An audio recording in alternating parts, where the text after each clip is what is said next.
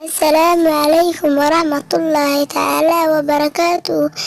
Muuqaalkeena waxaan uga hadlaynaa 5 waxyaalood oo kaa hor istaagi kara horumarkaaga.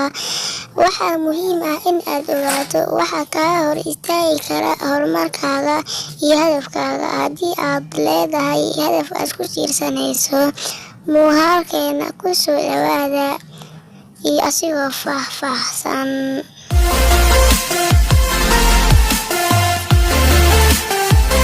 Caajiska adiga horumarkaaga inaad ka caajisto kuma gaaraysid hadafkaaga. Caajiska waxa uu ka qayb qaataa hoos u dhacaaga iyo hadaf darradaada.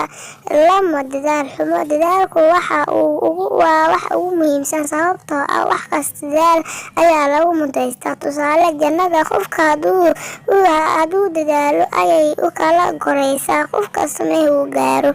Rasuulkeena Maxamed sallallahu alayhi wasallam waxa uu yiri, aakhiro qof kasta way shalaanaysaa, sababtoo ah qof kasta waxa uu fiirinayaa qofka ka koreeya. Waxa uu leeyahay, maxaan aniga u gaari waayay dadaalka uu qofkaasi muujiyay, aniga maxaan u muujin waayay.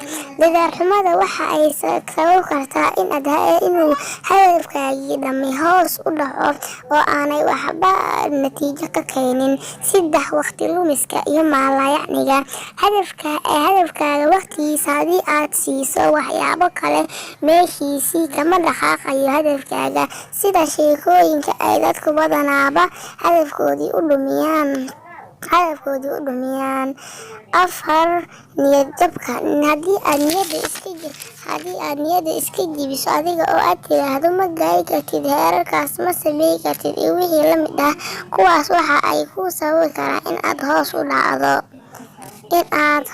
u dhacdo oo aanay meeshaadiiba ka soconin, oo aad niyad jabkaagii ayaa ku celinaya.